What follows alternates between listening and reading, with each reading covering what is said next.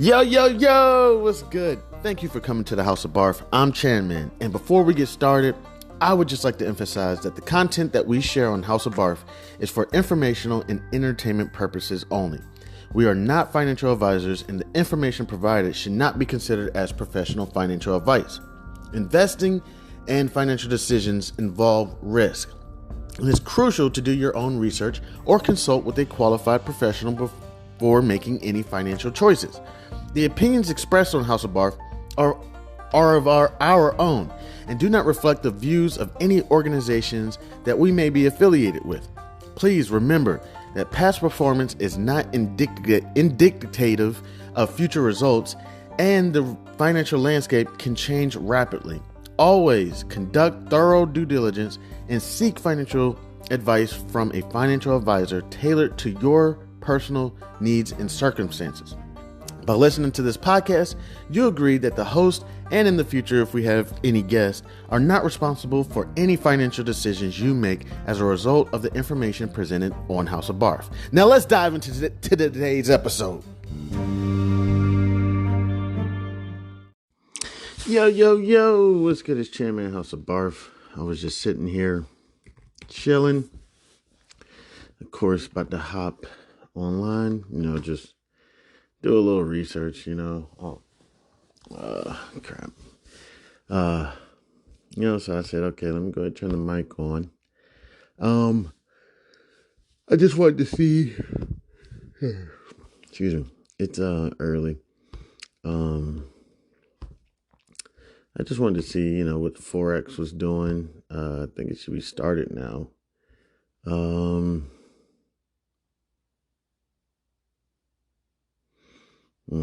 Okay, I'm pulling it up right now. Okay, my short position, I'm still in USDJPY. I'm just letting it cool. I'm not, doing too much with it. I'm still learning Forex. We're going on probably about 5 weeks of learning Forex, and it's no rush. Long position is down approximately 243 pips. And then the hedge position was down approximately 41 pips. Okay, well, I'm going to let that cool, and I'm going to work on getting hopefully some more cash to be able to play around with. In the meanwhile, just one thing that I was just gonna pick up was I know there's kind of some questions on, like, not questions, but the topic of what if I don't want to be in the market, and excuse me, I'm sorry, or not so much be in the market, just other opportunities that are available. Let's say, for example, I'm guessing. Okay, I'm guessing. I'm just making this up, not saying that this is true. But let's say, for example, here, let's just Google it. So, you've kind of come across a lot of money, and you got a lot of capital gains. I don't know, maybe you sold a piece of real estate, or I hope this doesn't happen, but maybe you inherited a lot of money or something. And you're kind of wondering, where do I go from here? I'm not trying to be in the stock market. That's going to give me too much in capital gains tax. I want to put my money somewhere. And I don't want to have it make me a lot of money. As a matter of fact, if there's any way I can put my money somewhere and make me $0, that would be even better. So let's go ahead and just type it in. Just figure it out. Because, one thing with the market is I feel like it can be an assumption that whenever you're in the market, the goal is to make money. There are actually some individuals who, for various reasons, don't want to make any money. So what avenues are available for people who don't want to make any money and still want to put their money in something, and very possibly put their money in something that can still, you know, be useful, let's go ahead and say this. I'm just going to Google it. Where can I invest my money when I want to make $0? All right, let's see. How can I invest? Oh, no. Okay, they didn't get it. I didn't ask that correctly. Where I can make 0% interest. Because, yeah, it's a concern for some people. If you're a single individual and you just happen to make, I don't know, like $10 million this year, I don't know, I'm just making up a number. And you say, I need to find a way to not make any money,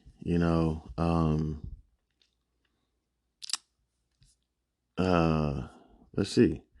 10 best low risk investments. See, they're not, it's not getting what I'm trying to say. Let me try again. I want to invest my money and make 0% interest.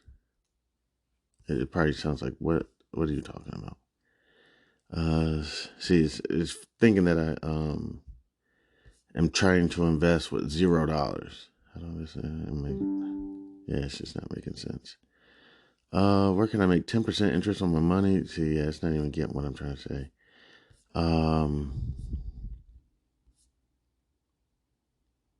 Let's see.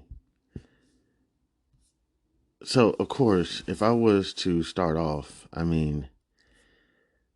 why not the bank account? There's nothing wrong with putting it in a bank account.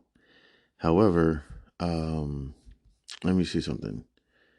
Are there bank accounts where FDIC insures? According to Investopedia, in general, nearly all banks carry FDIC insurance for their depositors. However, there are two limitations to that coverage. The first is that only depository accounts, such as checking, savings, bank money market accounts, and CDs, are covered.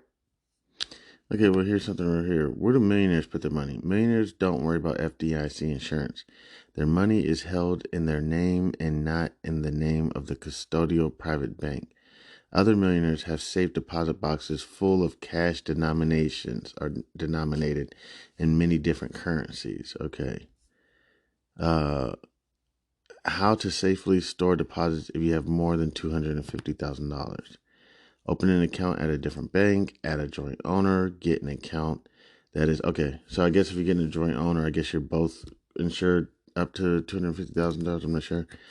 Get an account that's in a different ownership category. Join a credit union. Use intra-fi network deposits. Open a cash management account. Put your money in a max safe account. Opt for an account with both FDIC and DIF insurance. I've never heard of DIF insurance. Let me see what that is. What is DIF insurance? Depositories Insurance Fund. How does DIF insurance work? The Deposit Insurance Fund is a private insurance provider devoted to insuring the deposits of individuals covered by the FDIC Corporation. The money in the Deposit Insurance Fund is set aside to pay back the money lost due to the failure of a financial institution. How much, let me see. How much does DIF insurance cover? $250,000. According to Bank.a.r.f, after the creation of the FDIC in 1933, the MSCF's charter was modified to cover deposits above and beyond the FDIC's coverage limit. Today, the DIF continues to insure all deposits for its member banks that exceed that FDIC limit of $250,000. See, that would be crazy to I'm not sure if you could do this, but if you get the FDIC, then you get the DIF, and then you get a joint owner, to cover up like $750,000. If that's true, I don't know if that will work or not. Not to mention all those other options that they offered. That's just crazy to have a joint owner on that, and knowing that, you would just want to make sure that, like, hey, before anything goes down with this account, we both have to, be there, or we both have to sign on. Like, even that's crazy, because what if they don't want to sign on anything, and then You know what I'm saying? Like, oh man, it must be crazy when you have a lot of money, man, and all the shit that you have to do. Like, I don't know.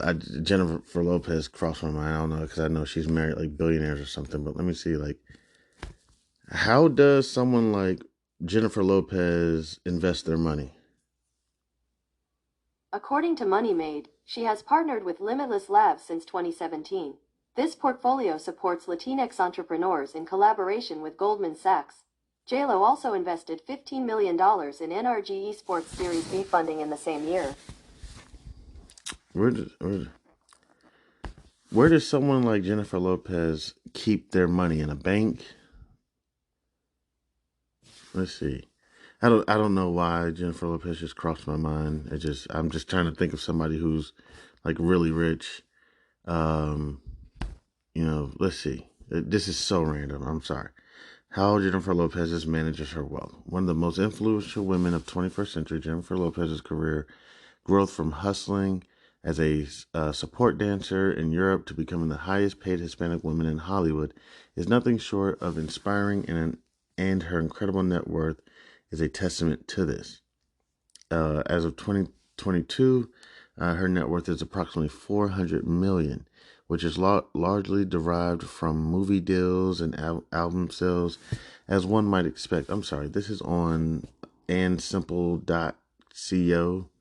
Um, uh, 400 million largely derived from movie deals and album sales, as one might expect. However, Lopez, interestingly, also has multiple other channels of revenue, including diverse real estate and investment portfolios and a slew of business deals for various brands. Jennifer Lynn Lopez, born July 24th, 1969, on the block. I'm kidding. In the Bronx of New York, her parents were Guadalupe Rodriguez, a homemaker, and David Lopez. Okay. Let me see. Her parents were Guadalupe Rodriguez, a homemaker, and David Lopez, an insurance employee. Her parents were Guadalupe. Is Guadalupe? I'm sorry. Is that a? I don't. Is it? Let me see. I just want to look up Guadalupe Rodriguez, and let's see. That's probably they probably call her something else. I just want to see her. Or let me see, Guadalupe. Yes.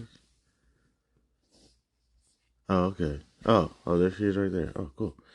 Um, Let me see. David, an insurance salesman. All right, so let me kind of fast forward a little bit because that's a lot of her biography. Um, Clothing line at Kohl's. Glow. She has her fragrance. Real estate portfolio. She has a lot of real estate. Um, they didn't even really tell me. And it's not about Jennifer Lopez. It's more so like, here, let me just go ahead and go back real quick. Where do multi-millionaires keep their money?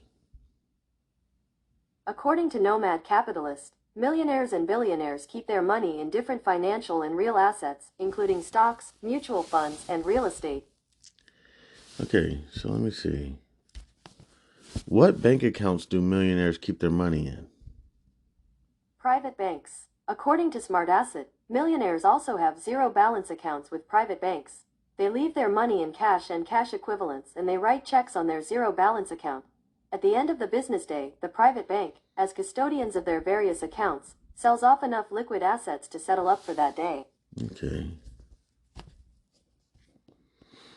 Millionaires may prefer private banks over personal banks. Private banks is typically designed to enhance and manage wealth for high net worth clients. Most people use personal banks to keep their money safe and their bills. Let me see something real quick. What is a zero balance account? According to Wikipedia, in finance, a zero balance account is a system of cash pooling. It's a system of cash pooling. What is a zero balance account? A zero balance account is a bank account that intentionally carried $0. A company only funds the account when items need to be paid, and any remaining cash after deposits is often swept at the end of the night. Okay, I'm not getting this. A zero balance account relies heavily on a master account to sweep money. Okay, I don't get it. Let me see if this individual can explain it in about 2 minutes. Zero balance accounts, or ZBA accounts, a particular cash concentration method that's used within banks. Zero balance accounts. I can't be out of money. I still have checks. What is a ZBA and what is it used for? A ZBA, or zero balance account, is a funds mobilization practice used within a particular bank, within a bank where you might have multiple accounts. It automatically mobilizes funds at the end of the day towards the parent account. Is it always a parent-child relationship?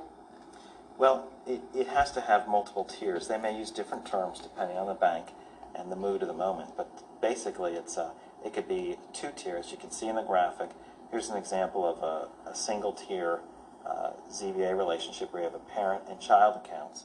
Those child accounts become zero at the end of the day. If they have a positive balance, the funds zero balance up to the parent, or if they need funds move at the end of the day from the parent down to the child account. As you look at this next graphic, you can see a multi-tier account, and this allows funds to move up from the lowest level account to the child account, and then all the way up to the parent account. So all the accounts below the parent or the master ZBA level are zero, and then the final balance is held at that most high level, at the highest level that exists within the ZBA structure. Different banks have different numbers of levels that they can support. Rarely do you have a need for more than 3 levels of zero balance account structure. How does it work? Well, it's a little bit magic because it's done within the bank systems, but simply put, at the end of the day, as their final transactions, the bank will find out what the balance is in those lower accounts on a priority basis and move those funds out of that account into the next highest level in the ZBA account. It's the last transaction of the day in those accounts. So what are the important takeaways to remember about ZBA? Well, ZBA is a long-lasting and a very effective method of mobilizing funds within an existing bank structure. It requires very little interaction, and that information is reported cleanly and clearly on your bank account information. Okay, I guess I just got to be a millionaire to understand, because I still don't understand what a ZBA is. But, that happens a lot. I don't understand something, and then one day it just clicks. So, okay, so let me see something real quick. I know another instrument real quick without just brushing over bank accounts that millionaires, and I guess I'm assuming, let me see, where do billionaires put their money? Oh, gosh. Here is information from Madison Trust. Where do billionaires put their money? According to Nomad Capitalist, millionaires and billionaires keep their money in different financial and real assets, including stocks, mutual funds, and real estate. Okay, so there's various ways people store their money.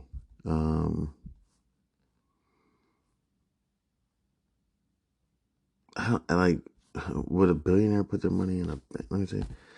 Do billionaires put their money in banks? According to Go Banking Rates, it's not very practical to keep large amounts of cash on hand, so rich people often use it to invest in cash equivalents they can convert to cash quickly and easily if they need to. Cash equivalents are liquid assets such as bank CDs, treasury bills, money market funds, and short-term debt instruments. Okay, so it wouldn't be very practical to just go ahead and put it in the bank. Essentially, I guess you should just open up the bank. I don't know. Let me see. Because again, these people, I'm not saying that they don't want to make money. I mean, clearly they are very good at it. But, I'm pretty sure you want to reach out to your tax advisor and your lawyers and your CFAs and CPAs and everyone. But I'm pretty sure it gets to a point where it's like, okay, this year, let's see real quick. How do billionaires avoid paying taxes? According to Brookings Institution, currently, wealthy households can finance extravagant levels of consumption without even paying capital gains taxes on the accruing wealth by following a buy, borrow, die strategy, in which they finance current spending with loans and use their wealth as collateral. So, sounds like they use debt a lot. In that way, I don't know how to describe it. So essentially, I'm worth, I guess, let's just say $100 million, and instead of, um, I don't know. I'm trying to think about it. Instead of using my own money to um, invest in a project, I'll go to a bank or someone and basically just say, "Hey, can you give me $100 million or $200 million? Who knows? To invest in this project, and here's my money. I will use as collateral. And when I'm done with this project, I'm gonna pay you back with interest, and that way, I avoid any capital gains or whatnot. I'm not sure. I'm just kind of trying to think of this. 10 ways billionaires avoid taxes. Let me see. Okay. And of course, the person that's like on front is your one and only Trump. Uh, they also got a picture of, I think he's the owner of T-Mobile, or the CEO. Is that the owner of PayPal? I think, I'm not sure. Jeff Bezos, Warren Buffett, and this guy, I know his face, but I don't know. All right, let's see. The ultra wealth. Our first story unraveled how billionaires like Elon Musk, Warren Buffett, Jeff Bezos were able to amass some of the largest fortunes in history while paying remarkably little tax relative to their immense wealth. They did it in part by avoiding selling off their vast holdings of stock. The U.S. system taxes. Income. Selling stock generates income, so they avoid income as the system defines it. And I'm not sure exactly if that's completely true. I'm sure they do avoid selling stocks, but if I am correct, there's this thing called a qualified charitable donation, which I'm pretty sure if they wanted to, they could just go ahead. Let me see. What is a qualified charitable donation? According to Fidelity Charitable, a qualified charitable distribution allows individuals who are 70 and a half years old or older to donate up to $100,000 total to one or more charities directly from a taxable IRA instead of taking their required minimum distributions. Okay, so you can and I'm sorry, it's a qualified charitable distribution. So you can donate more than $100,000. It's just not gonna. I guess it's not gonna be. I guess it's not gonna be covered. From the IRA, which is cool. But at least $100,000, it appears that you can avoid capital gains. At least up to $100,000. Wouldn't this be nice just to have rich people problems? It's like, gosh darn it, I made too much money this year. How do I not pay so much in taxes? Because nobody really wants to have that huge tax burden at the end of the year. Now I don't know if this sounds like coonery, but I could be wrong. I don't understand the big deal with if I'm making a lot of money paying some taxes. Let's see real quick. I don't understand. Where do tax dollars go? According to TurboTax, Intuit, the federal taxes you pay are used by the government to invest in the country and to provide goods and services for the benefit of the American people. The three biggest categories of expenditures are major health programs, such as Medicare and Medicaid. And, I'm pretty sure, are there people who still talk tax dollars? Let's see. I'm pretty sure that there's concerns of that, this money is, I'm pretty sure that there are some people who stole tax dollars. I think we had somebody out here. Was it Jack Johnson? Sorry. Who was the politician who had their wife stuff checks in her panties? Was it Jack Johnson? Let me see. This lady right here is talking about it. Let me see. If I'm correct, essentially this guy, if I'm correct, was let me see. Pretty good in Prince George's County, Maryland. The D.C. suburb was finishing up a $2 billion convention and retail development on the Potomac River and had grown into one of the richest African-American majority counties in the country. And the public faces of that county were Jack and Leslie Johnson, profiled in New York Times Magazine about the rise of the black suburb. As county executive, Jack B. Johnson looked a bit like the king of Prince George's, presiding over a community's progress and development. But then, things began to fall apart. I don't know who they are, and they're banging on the door. Real quick, little fact. I want to see if they show his face. I actually worked with one of the IRS agents that worked this case. And all the king's horses and all the king's men couldn't keep Johnson from ending up with one of the longest prison sentences in the history of Maryland political corruption. All right, we're not going to watch this whole thing. Let me fast forward. My name is Ian Hoppy, and I'm here to show you why local reporters matter. When you think of local reporting, you probably... And I can't remember that agent's name, but yeah, I actually worked on him. It was kind of cool. I forgot his name. He was actually a black guy, or African American, or Negro, Afro American, whatever they call us these days. And I'm pretty sure if you live long enough, you've been called multiple different things. But he was a black guy. For lack of better words, he was a lighter complected black guy. Yeah, I can't remember his name right now though. But that was really cool. Your weekly newspaper, not the Washington Post. But for residents of the D.C. area, the Post is a local paper covering everything from obituaries to restaurant openings. And a whole lot of local corruption. In 2006, Cheryl W. Thompson and her colleague Ovita Wiggins did just that. My name is Cheryl W. Thompson, and I write investigative stories for the Washington Post. Jack Johnson came to the county and became an assistant state's attorney and later became the state's attorney. He served 2 terms and then he became county executive. He and his wife were sort of seen as an African-American success story.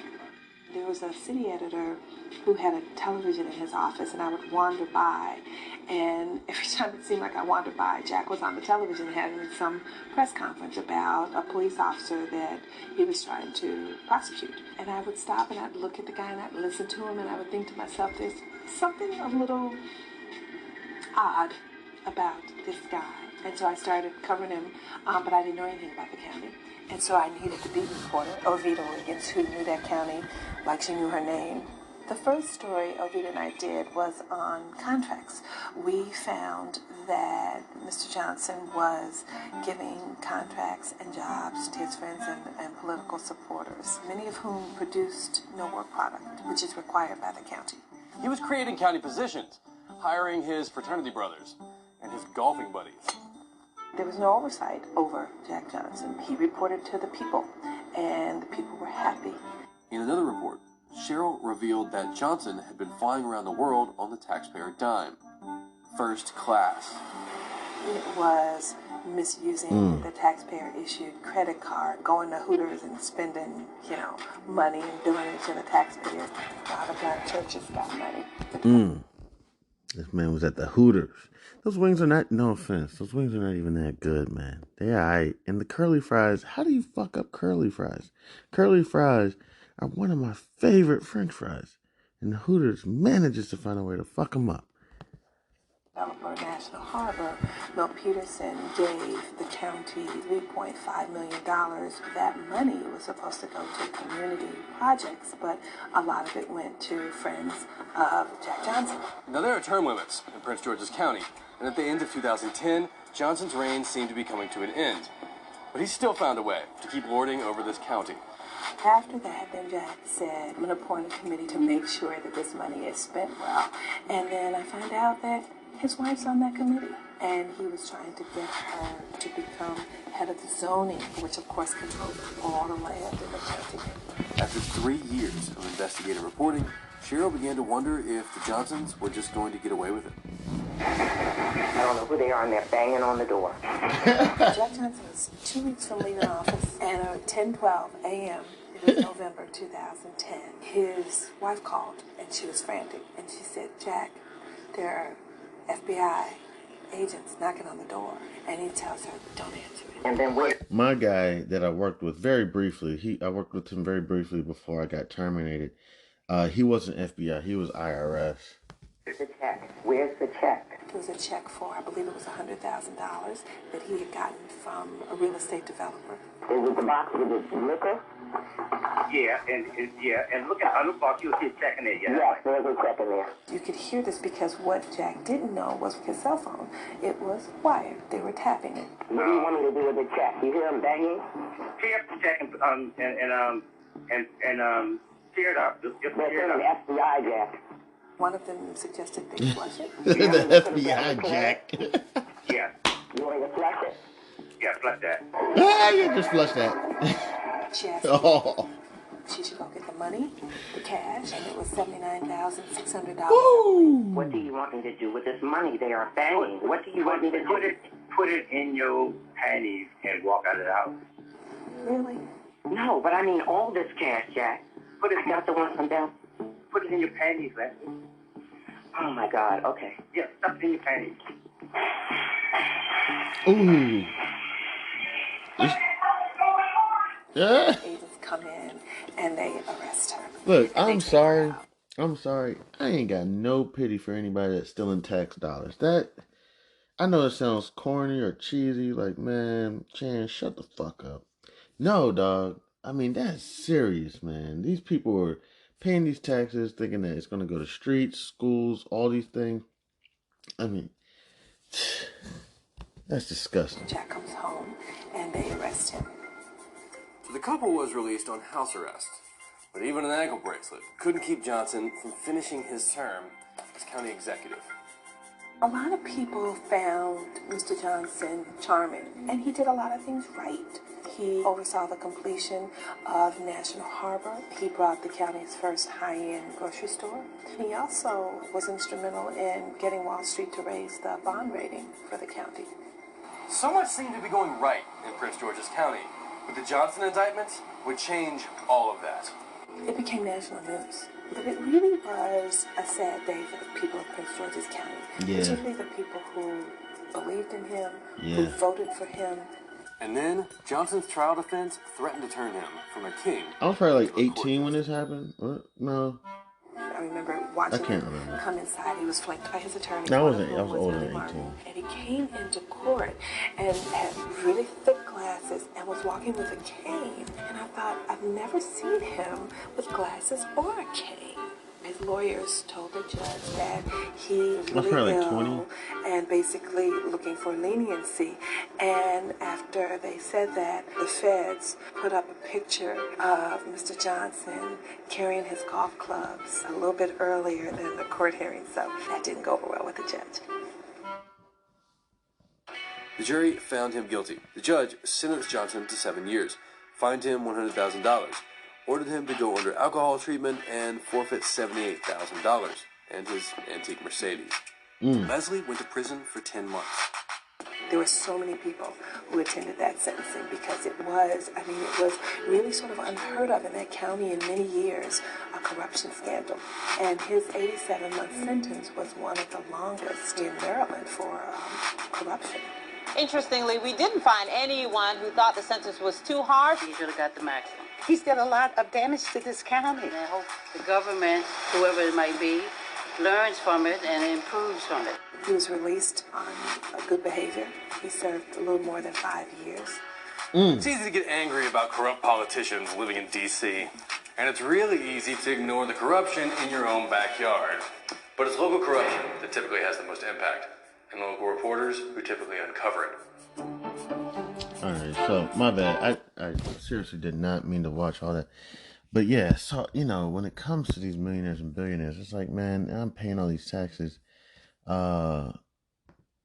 you don't know if you're going to deal with corruption like that or whatever. These people are way, way more advanced. They know so much. They would listen to House of Barf and literally throw up because they'd be like, yo, this is the biggest piece of crap I've ever heard. But so what is billionaires' issues with paying taxes?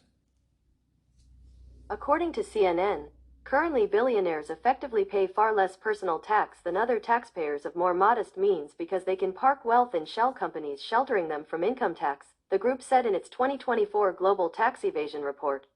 Oh my gosh. One second. Why don't billionaires like to pay taxes?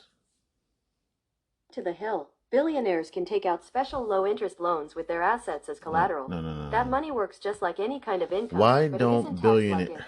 Since the loans are... Stop. Why Don't You?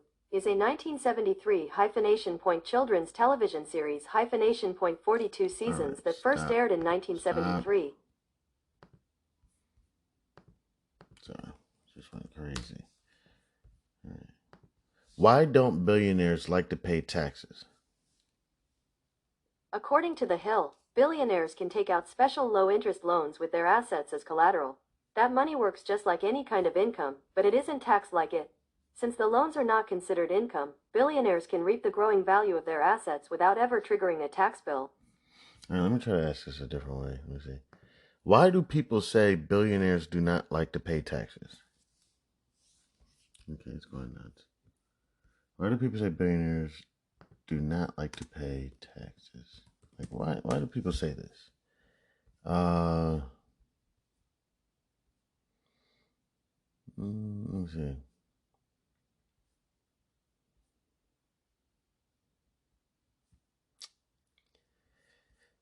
Okay, Quora. I don't know. This is probably not a reliable source, but let's just check out to see what people are saying. So you're the founder of a famously successful tech startup company that is about to IPO. You own 20% of the shares, and the company will IPO at 100 billion in valuation. This is just some random person online. It appears that he has like the best answer. This is Bill Jackson, I guess. So you are now a billionaire times 20. When the company goes IPO, you take some of the stock that you own and you sell it to pay the enormous capital gains tax that you are going to be hit with as the stock becomes yours and valuable and you want to diversify. Then you take the rest of the stock and let it... okay, I'm sorry.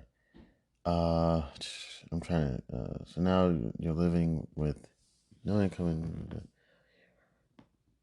Okay, I'm going to keep going forward. Let me see, there's another person that has a supposedly good answer. One of the common misconceptions of income tax is that all income is taxed. This is not true. There are loopholes. For instance, if you own a home, you can deduct the home loan interest from your taxes. That's a loophole. Businesses also get loopholes. They are called business expenses. If a business makes $10 million, but has business expenses of 9.5, then it's only taxed on the remaining $500,000. Oh, fantastic. If the business expenses exceed the income, then not only do they not pay taxes this year, but the excess losses can be deducted from the next year income. Oh, fantastic. This is true. This is some random guy named Mike Kaufman on Quora.com. This is true. Okay, so that's pretty cool. And I'll have to take a look into that. There's some guy named Scott Simpson because they don't care about the facts. They don't look at how much the rich already pays, but how much they have after they pay taxes. They are jealous and don't think it is fair. So they come up with these nebulous phrases the rich needs to pay their fair share, which to them means all the taxes. No, that's not true at all. Fair share means fair share. Regardless, I'm moving forward. They think, why should I pay tax when the rich has so much? Then, okay, it sounds like this person's talking about common people, why they don't want to pay taxes.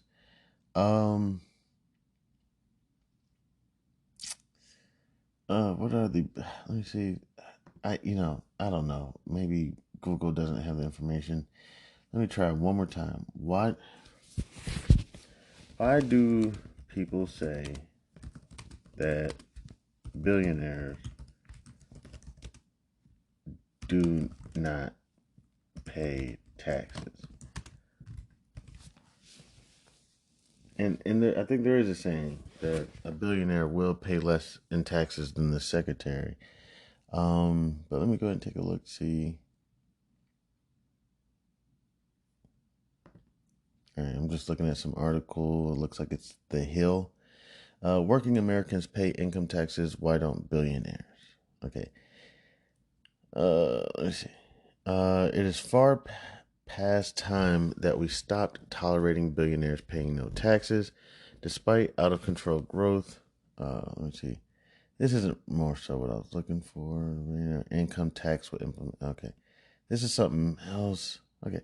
I don't know why people say that billionaires, the ultra wealthy, don't like to pay taxes. I have heard a theory that the reason why, let me see. The reason why billionaires don't pay taxes is because they create jobs. Is that true? Okay. Yeah, it takes.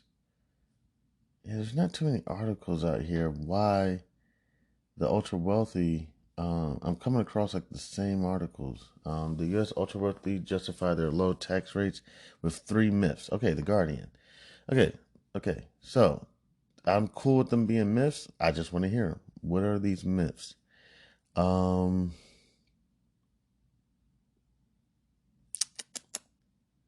What's myth number 1?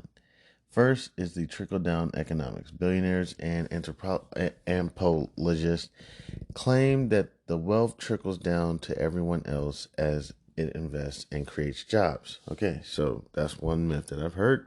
I guess, I have heard of trickle-down effect. That's not so much what I was thinking, but I guess it's the same thing. Because they create essentially a society for people to exist, in lack of better words. So therefore, if it wasn't for them, then they shouldn't have, they shouldn't have to pay taxes. Really, for more than 40 years, as wealth at the top has soared, almost nothing has trickled down. Oh, okay. So, and yes, I think that was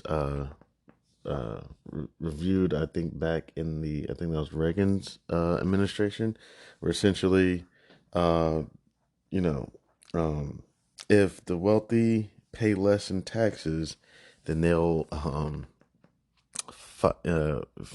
Reagan administration created a lot of fake shit. I mean, if you think about, I think it was the Reagan administration that created the trickle down, and also the fiat currency. And literally, we're living in an existence of monopoly money. Let me see real quick. When was the trickle down thing created? According to Scholarly Community Encyclopedia, the Merriam-Webster Dictionary notes that the first known use of trickle-down as an adjective meaning relating to or working on the principle of trickle-down theory was in 1944, while the first known use of trickle-down theory was in 1954. 1954. Okay, so it looks like that was Lyndon B. Johnson. Did trickle-down economics work for Reagan? Okay. Whether Reaganomics, okay, so yeah, they called it Reaganomics, or trickle-down inflation actually worked is debatable. President Reagan did cut taxes, lower interest rates, and decrease inflation, but government spending increased and federal debt nearly tripled from 998 billion in 1981 to 2.857 trillion. Gosh, in 1989. Good job, Reaganomics. Yeah, so that's one myth. That they shouldn't, billionaires, the ultra wealthy shouldn't have to pay taxes because they create societies, I guess. The second myth is the free market. The ultra rich claim they're being rewarded by the impersonal market for creating and doing what people are willing to pay them for. The wages of other Americans have stagnated, they say, because most Americans are worth less in the market now that new technologies and globalization have made their jobs redundant. Sometimes I do get concerned of, like, if you do really well, shouldn't you be rewarded? I mean, I don't know. I was listening to this thing. I was watching The Chosen, and I was listening to this thing. Basically, it's a show about Jesus Christ, and Jesus was saying that one strayed sheep is essentially will get more attention than 99 sheep who essentially stay in line. You know what I'm saying? And sometimes I find that a bit odd. I've noticed, like, even in class, um, the girl or the guy who's getting straight A's in the class, typically, in my personal opinion, don't really get rewarded. Now, they may have a pizza day or something for this kid, you know what I'm saying? And that's exciting and all, but for the rest of the year, 10 months we're in school, whatever, this person is ignored. They're not getting any attention. And dumb people like me, say, no, I'm kidding, or disruptive students are receiving all the attention. You know what I'm saying? And I found that always kind of odd that sometimes for people who have created, a tech firm or something that has made multi-billions and we're all willing to pay for it, even the NFL, and we're all willing to pay for it, or NBA, entertainment, concerts, social media, whatever. I don't know. I don't know if I'm wrong or not. Shouldn't they be rewarded? And I don't know if it's through taxes, or whatever. I don't know. I don't know. That may sound stupid, but let me see. Let me see. And jobs became redundant. Baloney. Even if they're rewarded, there's no reason why the free market would reward vast multiples of the rich were rewarded. I'm sorry. Let me start over real quick.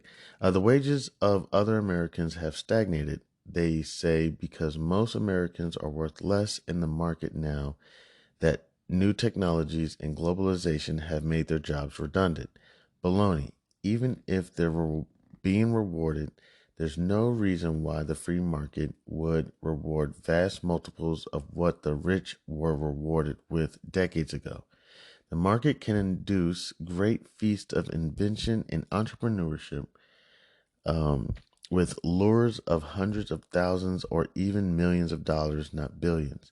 As the rest of us succumbing to labor replacing globalization and labor savings technologies, no other advanced nation has nearly the degree of inequality found in the United States. Yet all the nations have been exposed to the same forces of globalization and technology changes. Okay. So, it's a myth.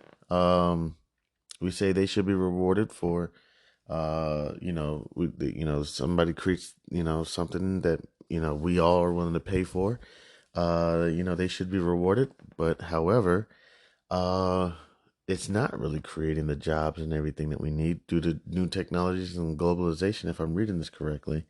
Real quick, in reality, the ultra wealthy have rigged the so-called free market in the United States for their own benefit.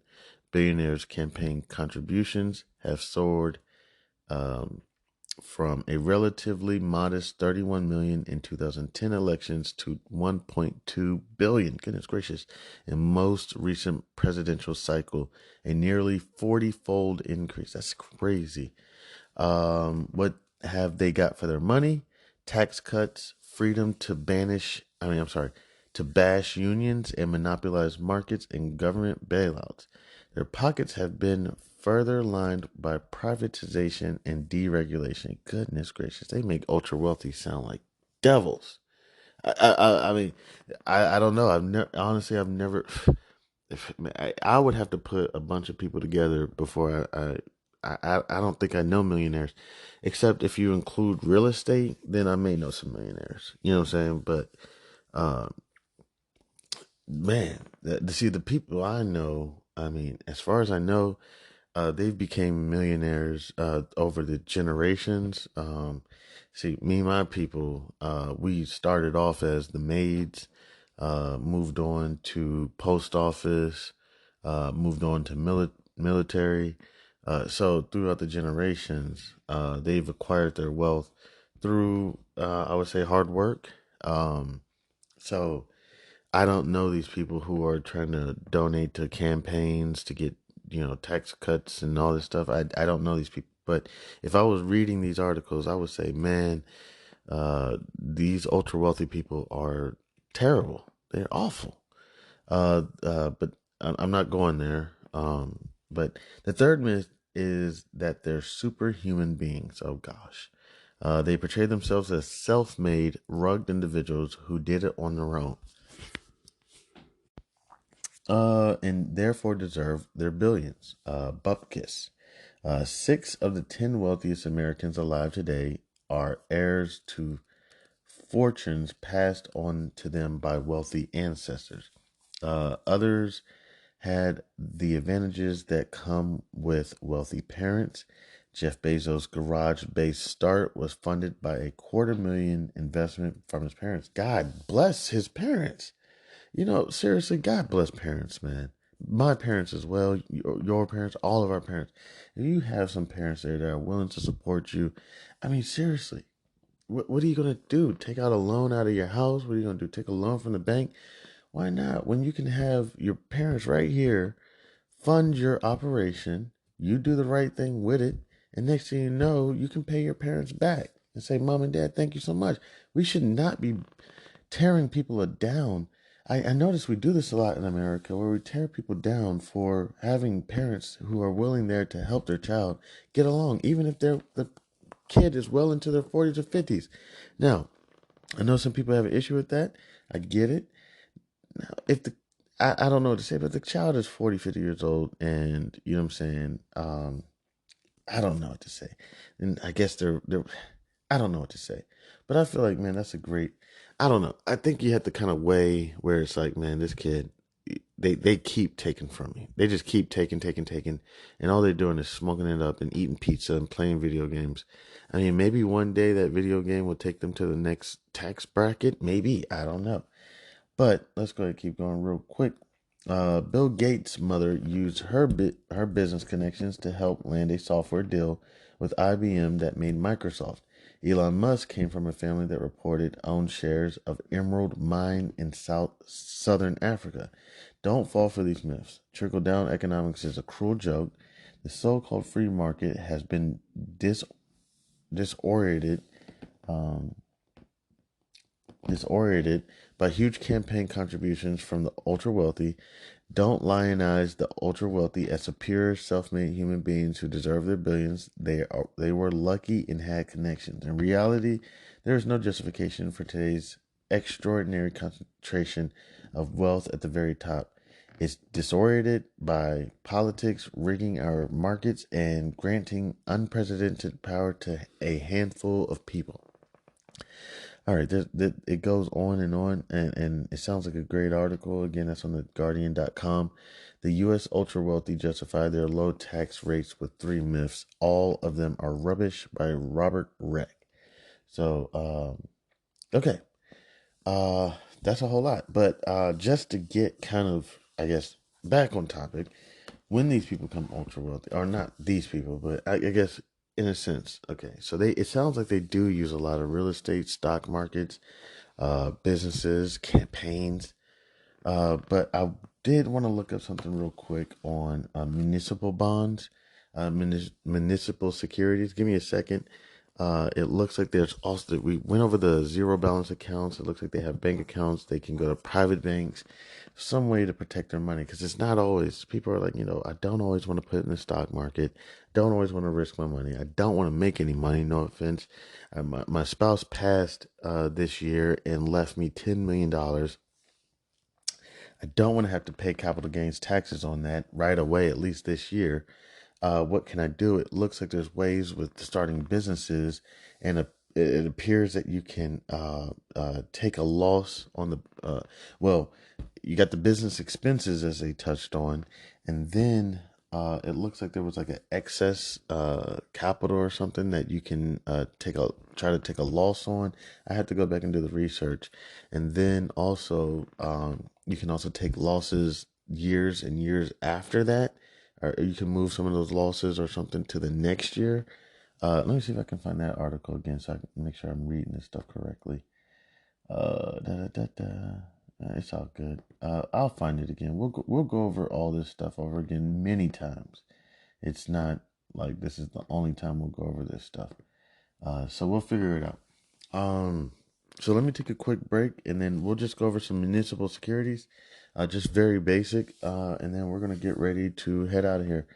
Let me go ahead and take a look at Forex, see what's popping. Looks like my short position's down about 60 pips. It just jumped, maybe because I needed to refresh my screen. And then, which is fine.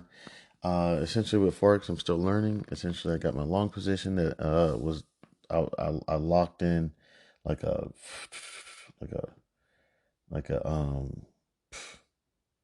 225 pip loss or something like that, 260 pip loss or something, locked it in, and then just put the hedge position in, more so I could just get some rest. You know what I'm saying? I was watching the USD JPY, and I'm like, I just want to get some rest. So I put in the hedge position, and it's basically essentially, if this thing drops anymore, that my hedge position will protect me a little bit.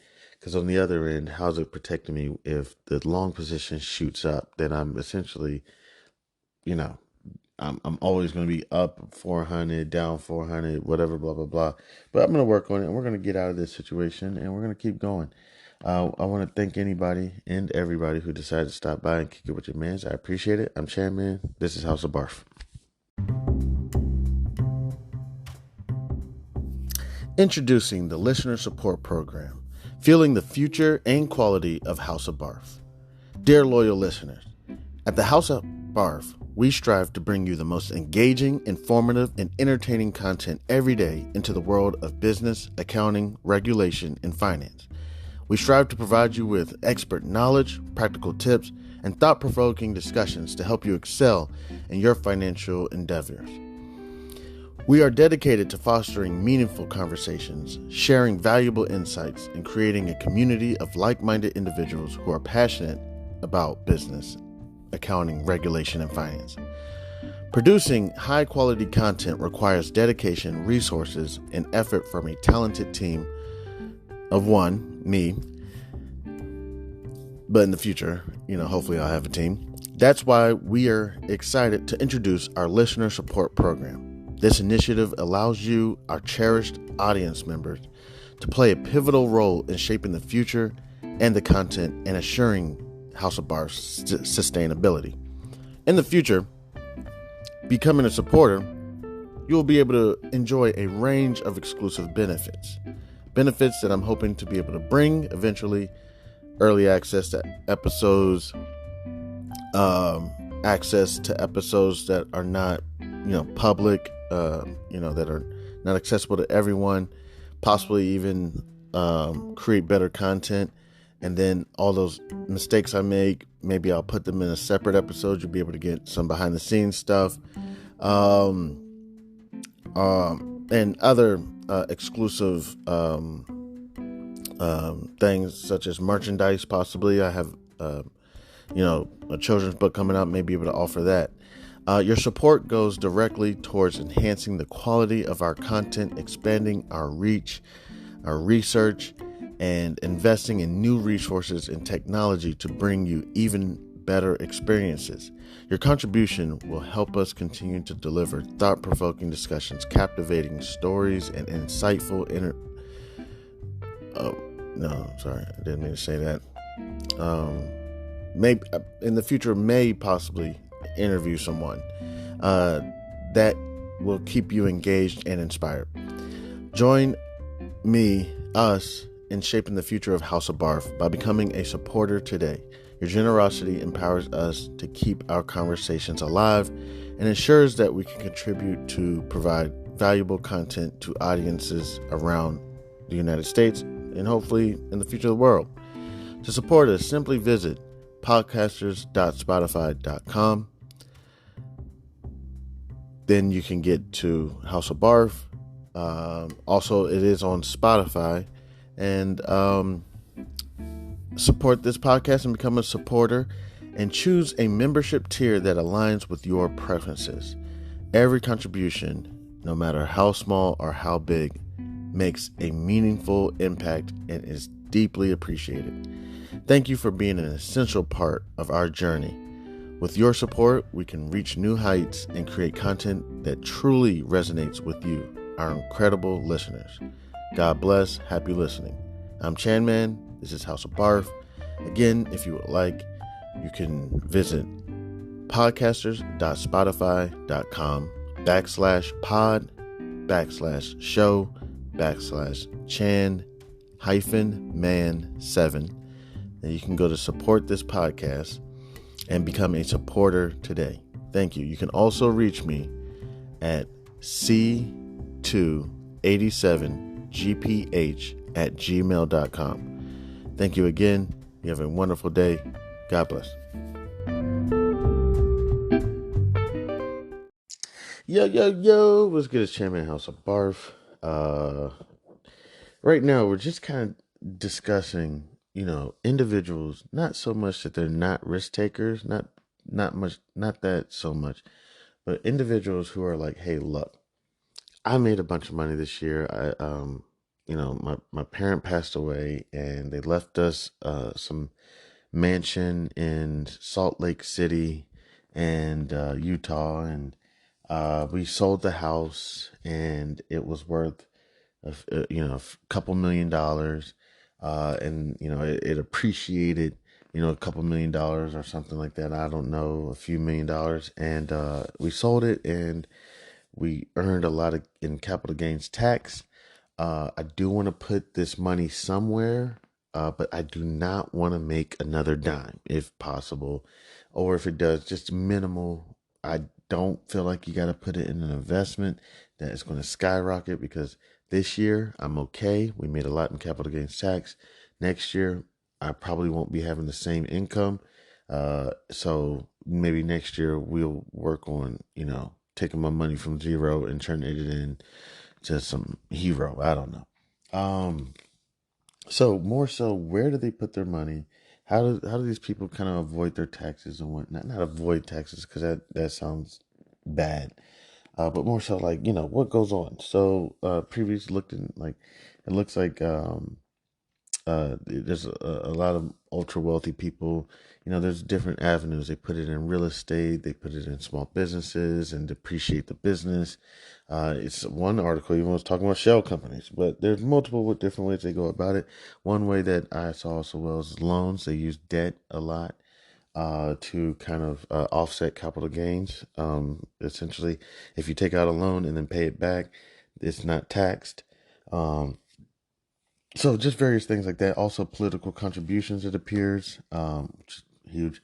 One thing I was going to take a look at is municipal securities real quick, because I do believe this is one avenue. If it's like, hey, look, I don't want to make no bread, and I want to put my money towards something. I want to make my money useful. I don't want to just put it in a bank. Forget the FDIC or the DIF that we just looked up. I forgot what the DIF stood for, but it's some type of insurance for private banks or something like that. But essentially, I don't want to just put it in the bank, not even because the FDIC and insurance and everything, blah, blah, blah. More so, you put it in the bank and you're funding their operation, Bank of America's, Wells Fargo's, whatever. You know what I'm saying? You're funding their operation. Because trust me, this is how you know that the bank is using your money. And I'm just making an assumption, is that, let's say, for example, you go to pull your money out. I'm pretty sure that bank would be like, whoa, whoa, whoa, whoa, whoa. What is there anything we can do to keep you as a client? Because who really cares if I'm putting your money in a safe, with your name on it, blah, blah, blah, Miss Johnson or whatever, and you come to get it, what's the big deal? If that's literally what we're doing with your money, just it's sitting still. When you come to get it, I would be very happy to say, hey, yeah, and we have every single dime of yours, and here it goes. Well, I'm pretty sure that's not the way it goes, and that's because they're using the money to fund their operations, to build their branches, to build their ATMs everywhere, to fund their international, projects. And then, of course, they're giving you some interest, and they're doing okay. So I would say that's pretty much more so what's going with banks. But So it's like, I want to fund something, but I don't want to make money on it. Well, one way, political contributions. Uh, so there's different ways, and then you get tax deductions and all these type of things, qualified charitable donations, those type of things. But qualified charitable distribution only covers up to like $100,000. So I did want to take a look into these municipal securities, because this could also give the avenue of a way to put your money towards use, and I believe it also helps out with tax purposes. But let's go ahead and take a look.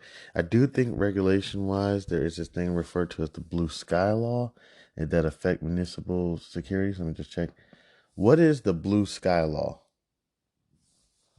According to Wikipedia, a blue sky law is a state law in the United States that regulates the offering and sale of securities to protect the public from fraud. Okay, I don't think that really covered anything. Let me see. Securities fraud. The laws, which may vary state by state, typically require sellers of new issues to register their offerings and provide financial details. Let me see. Uh, blue sky laws, definition and examples. Uh, the background of the blue sky law. The origin of the name is generally traced to 1917.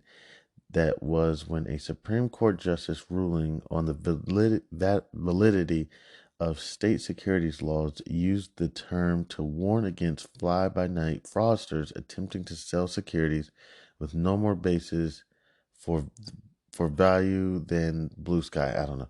Since then, all the state securities laws have become to known as the blue sky law. Okay, let me see. Okay, I'm going to take a look at that. Maybe I don't know what I'm talking about. Of course I don't. All right, so let's take a look at municipal securities. I'm going to go pull out my handy dandy Kaplan General Securities book. Let's go ahead and take a look real quick. The Municipal Securities Unit, and I'm going to be reading this myself because this is a book, and I need to work on my read aloud tool so that I can stop doing all the reading. AI can do the reading. The Municipal Securities Unit. Now, this book is for testing purposes, so it may not be the best as far as information, but let's go take a look. The Municipal Securities, let's see. Oh, they're talking about the exam. Let me go ahead and move forward. It's just other stuff. All right, municipal debt characteristics. Municipal bonds are securities issued either by state or local government or by U.S. territories, authorities, and special districts. Investors that buy such bonds are loaning money to the issuers for the purpose of public works and construction projects. Example, roads, hospitals, civic centers, sewer systems, and airports. Municipal securities are considered second in safety of principal only to U.S. government and U.S. government agency securities. The safety of a particular issue is based on the issuing municipality's financial stability. Municipal securities are exempt from the filing requirements of the Act of 1933. Those are 2 years that, if in my industry, well, not my industry, but I mean, because more so securities, not, I don't know insurance companies care about shit like this or real estate. But 1933 and 1934 are like 2 years that someone like me should know everything back to back to back to back. Like one of them is, I believe, the Bank Secrecy Act, and the other one, crap, I can't remember, 1934. We're going to have to go over this real quick. What is the Act of 1933? According to Legal Information Institute, Cornell University, the Securities Act of 1933 was Congress's opening shot in the war on securities fraud. Congress primarily targeted the issuers of securities. Companies which issue securities seek to raise money to fund new projects or investments or to expand their operations.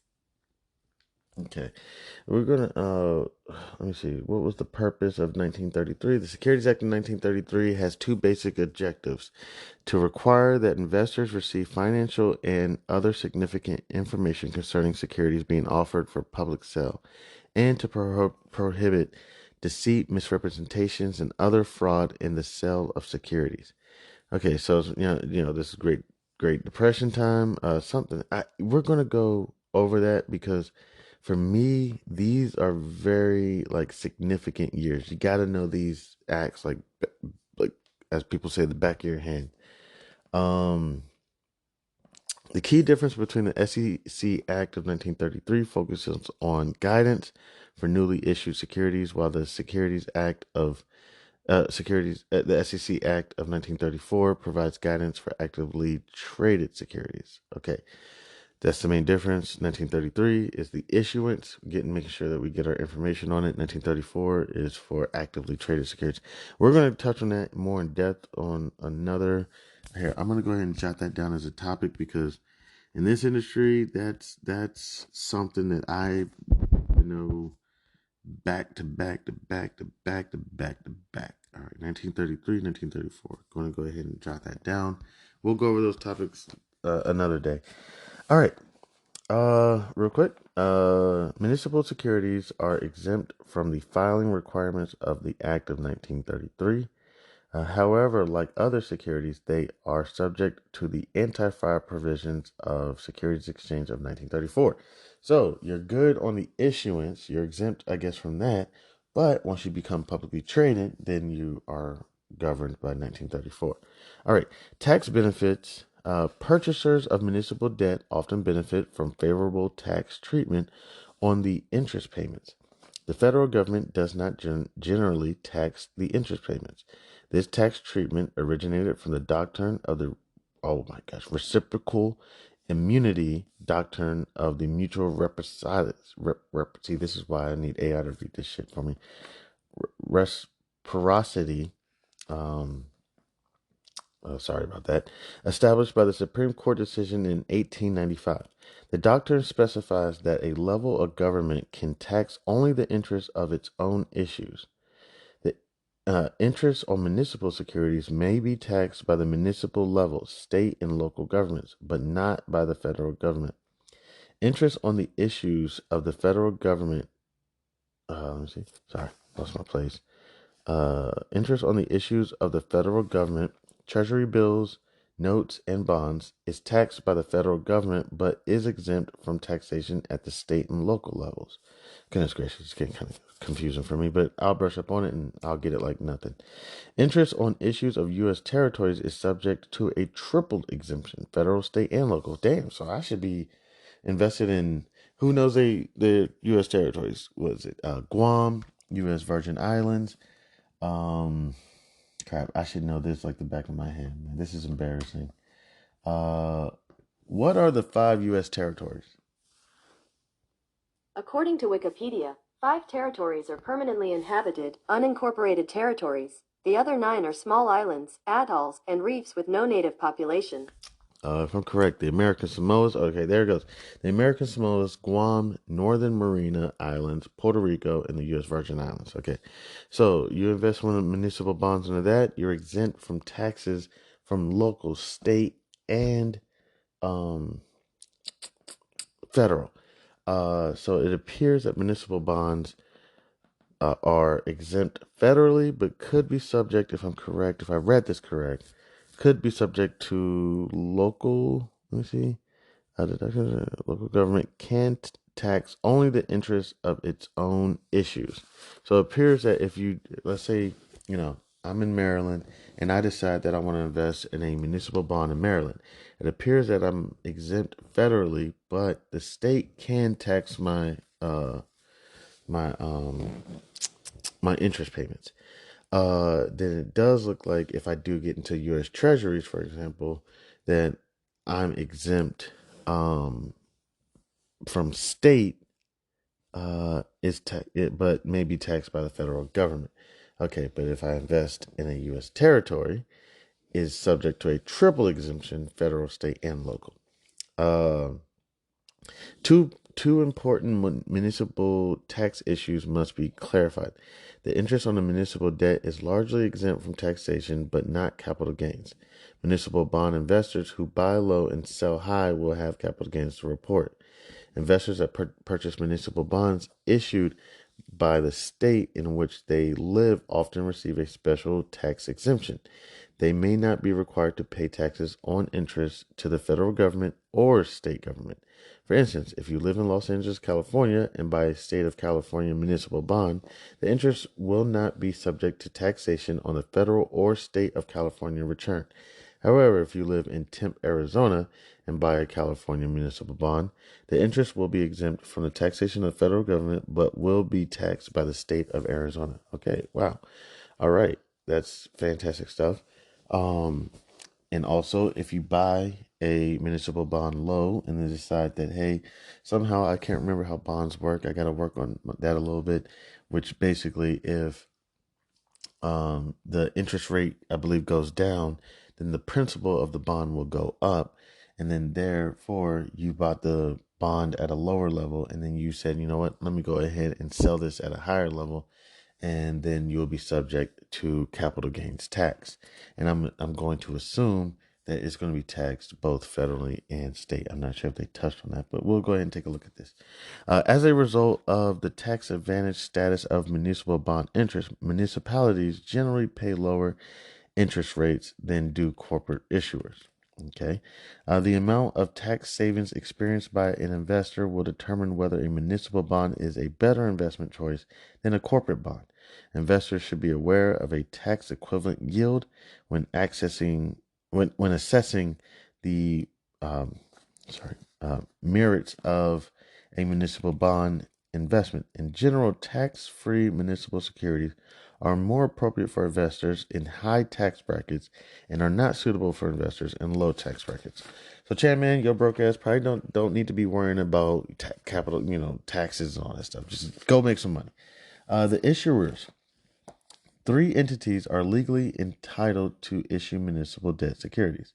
Territorial possessions. Okay, this is a lot of information. I'm not sure if this is necessary. And then they go into things like sinking fund account to accumulate funds to pay off term bonds at or before established maturity date. Term bonds. Okay, so general obligation bonds are municipal bonds issued for capital improvements that benefit the entire community. So we are definitely going to get into municipal bonds. What is this? A double barrel bond? Goodness gracious, that sounds violent.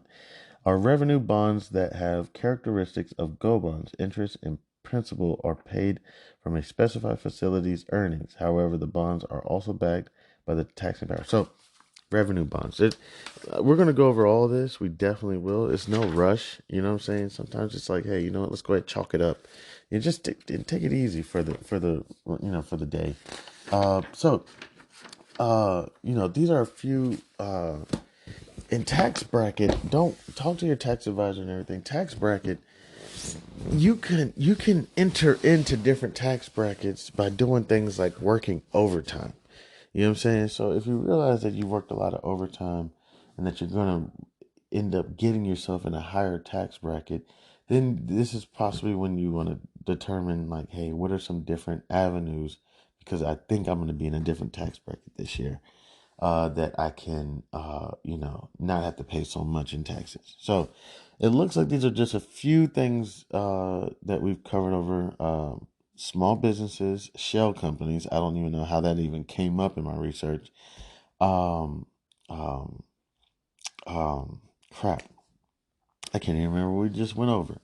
But the municipal securities, of course, bank accounts. It looks like there was a zero balanced account, a ZBA, where essentially millionaires, billionaires can store their money, and based on the child parent account, when people can't explain something very in layman's terms, it's like, come on, man, what's going on here?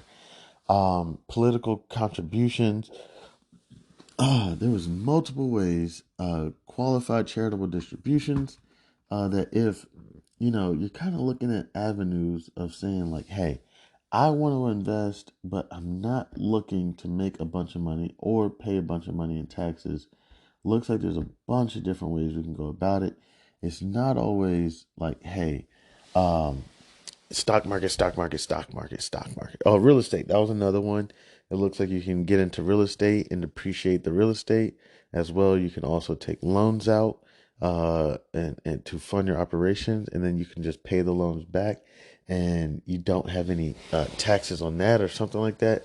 There's a bunch of like little, I hate to use this word, I don't know if it's correct, loopholes in order to put your money. And I think even as a lower income individual, if you're just trying to lower your income because you worked a lot of overtime, and if you make one more dollar, it's going to send you from that, I don't know, 12% tax, I don't even know the different tax brackets right now, to that 28% tax bracket or whatever. And you're like, you know what, hell nah, I'm not going to put myself there. So what are ways that we can figure this out? Talk to your tax advisor, your CPA, your CFA, your financial advisor, whatever it is, and you can get it all figured out. So there's multiple different ways. It's not like, okay, stock market, make a bunch of money, make a bunch of money. And real quick before I go, I have worked on a couple cases where somebody sold a home, and they went to their tax advisor, told them like, hey, I sold their home.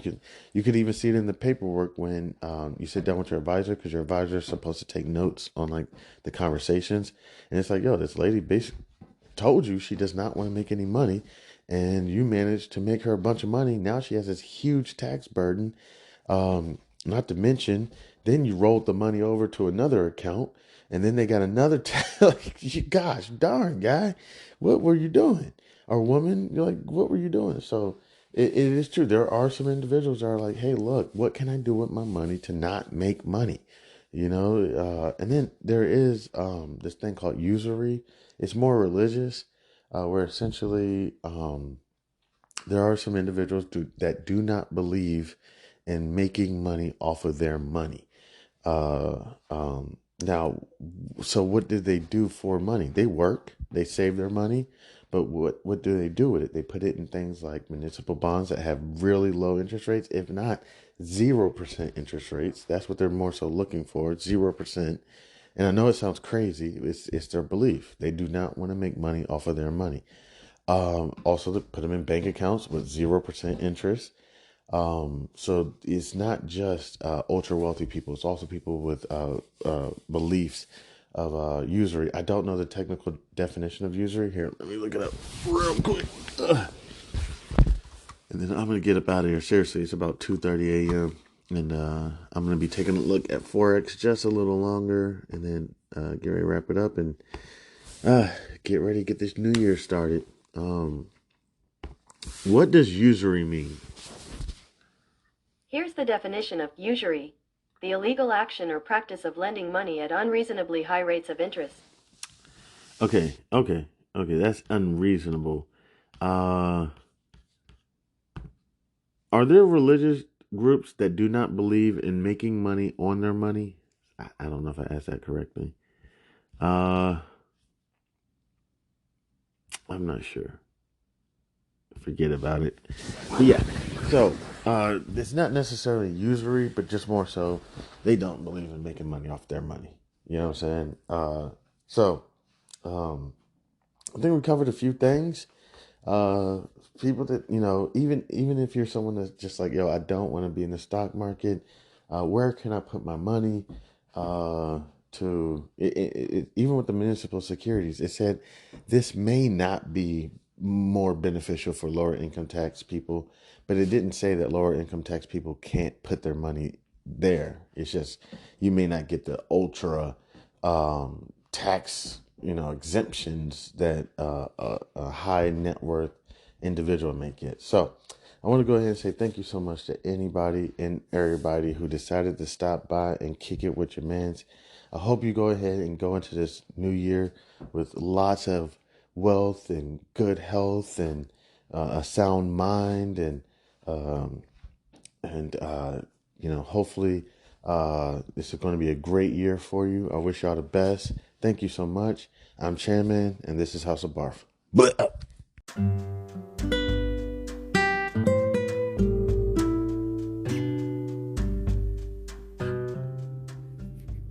I am thrilled to introduce you to an exciting new storybook journey that I believe will capture your imagination.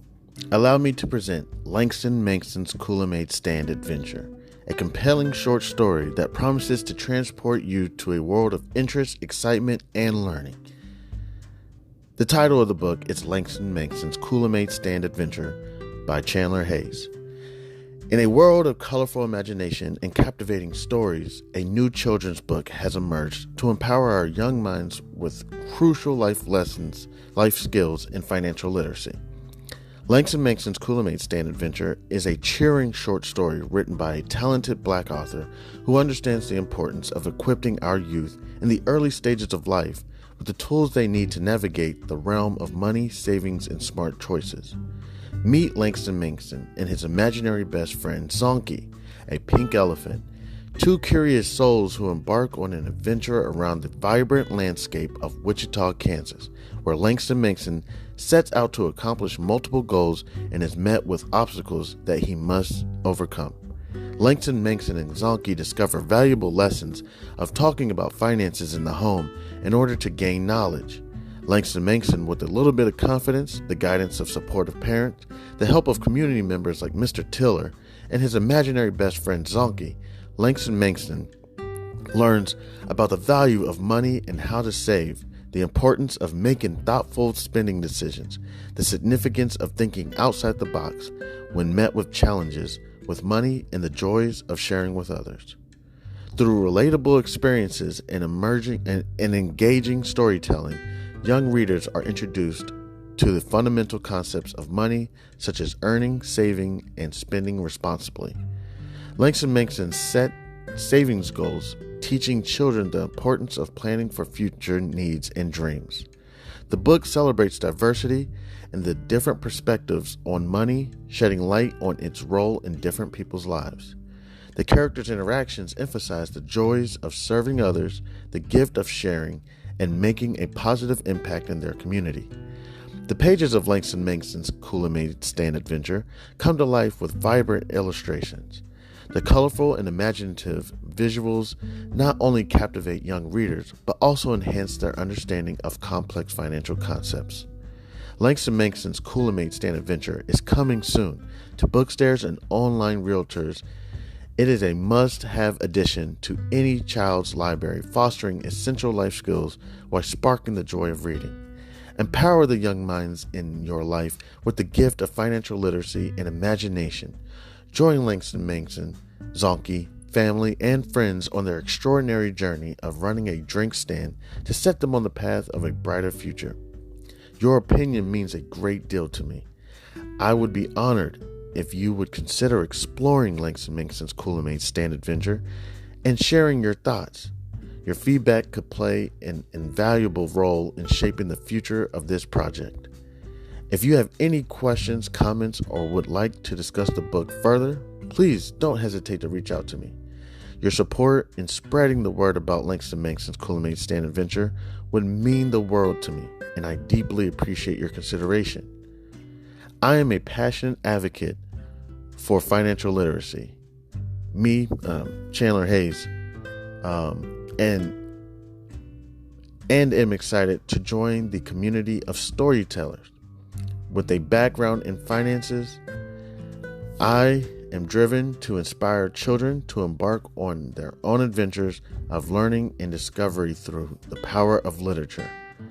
Langston Mankson's Kool-Aid Stand Adventure is a heartfelt endeavor to promote financial literacy in a fun and accessible way.